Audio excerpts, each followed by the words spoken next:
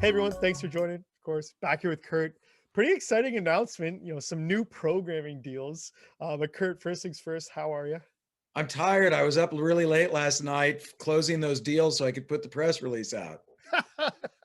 I Well, still can't see here. I haven't shaven. I've still got my hoodie on. It's been a long 24 hours, Jason. I mean, we were joking. I mean, I gotta throw it. Other than me getting roasted for always wearing the same suit or laughing because people say, how does such a movie guy have such a shitty camera?"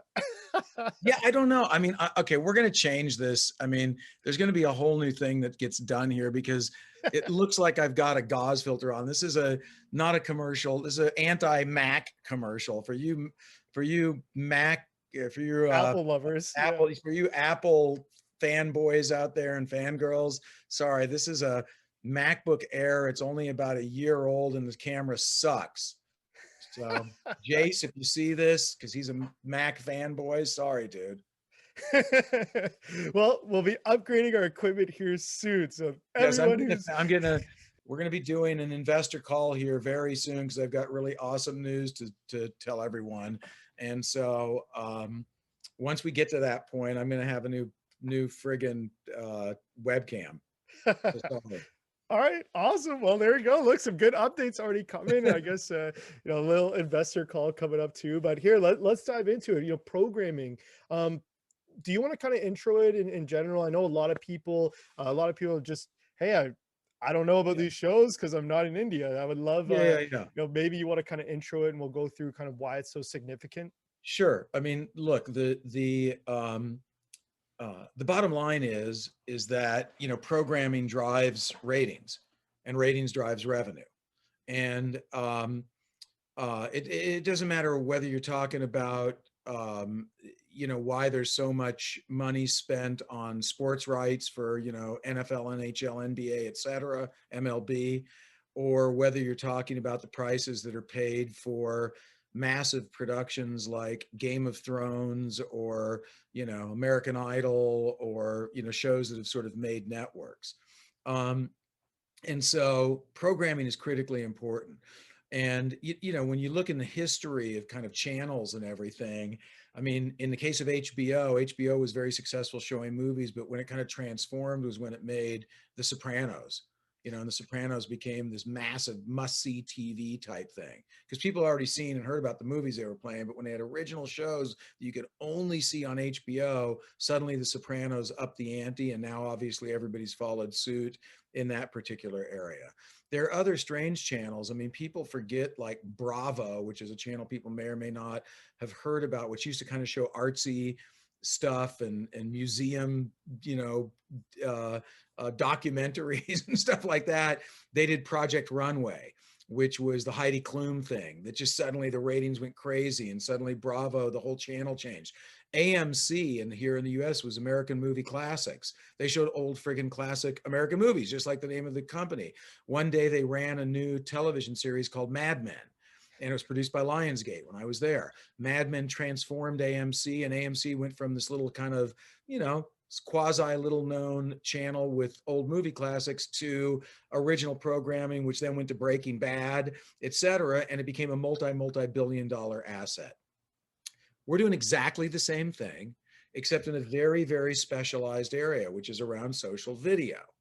So just like American Movie Classics started showing stuff and then did this new series called Mad Men, and then that went to Breaking Bad, et cetera, we started packaging and still do it, are packaging stuff that's off of YouTube or Instagram or wherever it might come in the world of social video, and putting that together and showing that. So you could almost look at an HBO which showed only movies all the time, or American Movie Classics that showed American movies all the time, or even Bravo that was showing sort of highbrow art house type stuff all the time. Well, we're putting together all the best of social media and showing that all the time. Well, we're starting our next iteration. What is that? Well, let's start to create some original programming and original shows with those creators that are appealing to that audience. Let's build that out, but have it all connect into the world of social video. Let's start to get things that are exclusive around the content coming from social video onto our channel. So when you look at us, and I'm in the weeds, I know a little bit with this with people who aren't in the entertainment business. You look at, there's always this iterative process that goes on. You got to have distribution. You've got to have content that people are wanting to watch with that distribution that you've got.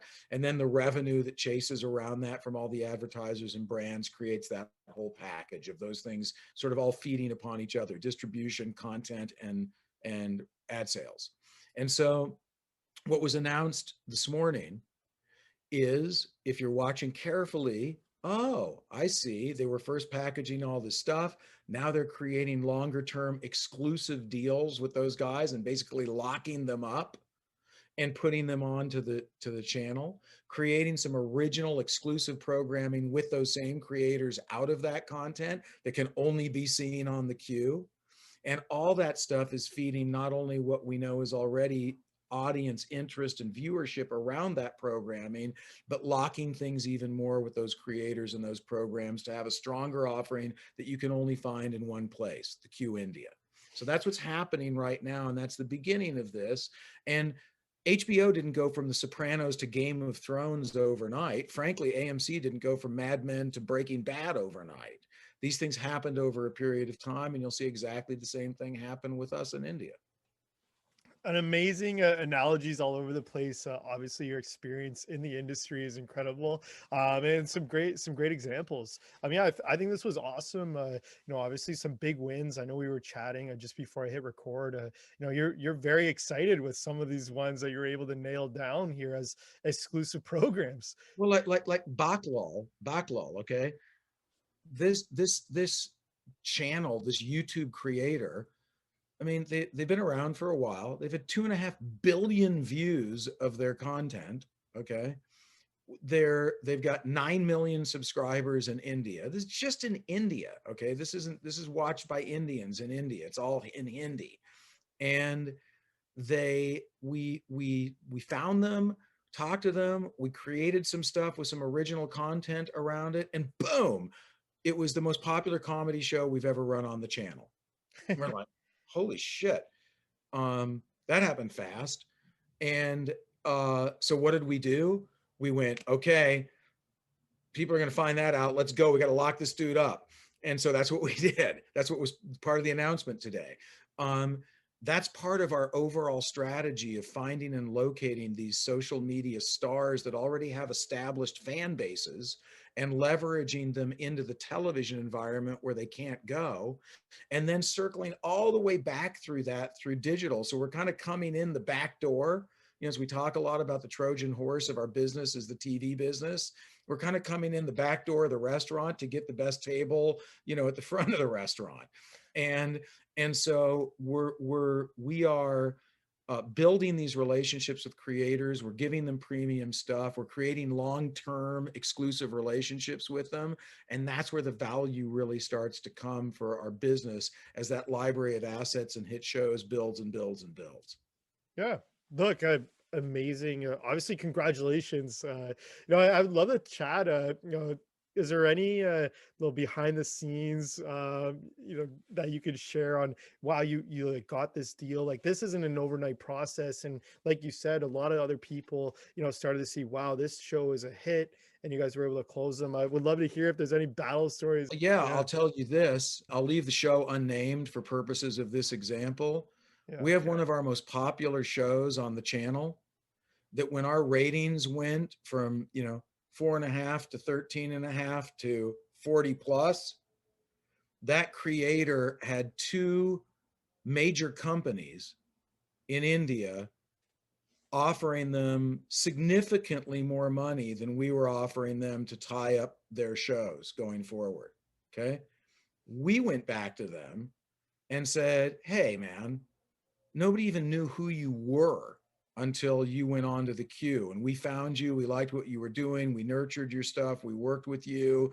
We helped you get this out there. We created an audience for you. And the reason those two companies came to you is because of what we did. Well, loyalty is not like a word that you hear very often in Hollywood or the entertainment business. And it's like, here's what loyalty is. How much money? And these guys, and it's like, thank you very much, namaste. They stayed with us. They turned Wow. down the other offers. We knew the offers were real, and they stayed with us. Why is that? One was loyalty, and we have relationships with these people because in a lot of cases they're individual creators. It's not some big giant company. It's somebody that we found and they were excited, and they came on board. Another one is because they know we're building a brand about having the best of that social video world in one place, and so they want to be associated with that. And three is they know that we're committed to growing them as an artist. And if this thing keeps going, we're going to finance more shows. They're going to grow with us. We're going to get bigger and better things, et cetera, et cetera. And again, if you look at the history of TV, movies, whatever, Steven Spielberg's first movie wasn't, Close Encounters or friggin', Schindler's List. It was this little movie called Duel of two truckers, dueling in the desert that was shot for nothing. But the studio, Universal, that made that movie nurtured their relationship with this new filmmaker who they knew was super talented. We're doing exactly the same thing. Yeah. So interesting, and I know we're gonna get a lot of questions, and I want people to ask the questions. Some cool, some great stories, Kurt. Obviously, awesome with your experience in the movie business, and coming on doing this and talking about how you won deals is extremely interesting. And again, congratulations. I know it's a team effort, but awesome hearing it through you. So thank you so much. Anything else you wanted to kind of say about really this new programming that you guys have locked down? Obviously, we see this as great. This is going to sustain us for the next bit. The next growth of the queue. Anything you wanted to say before we close things off? Well, the other thing we announced is that we had 45 GRP on an average basis over the last 6 weeks of bark measurement. I mean, that's extraordinary. That's friggin' mind blowing, honestly, compared to where we were. And we still have not engaged for a variety of reasons yet with a lot of major marketing ploys. We still have additional distribution deals that we're looking at, and we still have a lot of content like that we talked about. With the stuff that we announced today, not all that content's already up and running. So we think we've got, I've always told people it's not just a straight line up like a friggin' rocket ship. You go around, you try things, and you test things, and you do this, etc. But it's the strategy at the end of the day is you got to have great content, you got to have great distribution, and then you've got to push that through marketing and keep that audience growing and the loyalty to the brand. And we're hitting on all those areas right now. So I think what's going to happen in the second half of 2021 and beyond, you're going to see, a lot more in all three of those areas start to push us forward. And additionally, we have a couple other tricks up our sleeve that I'm not going to talk about on this particular call. Well, knock on wood, drop a teaser, mic drop for everyone watching. No, well, Kurt, well, thanks so much for doing these. I know on a weekly basis. So thank you, and looking forward to doing another one soon. Awesome. Likewise. Good to see you, Jason.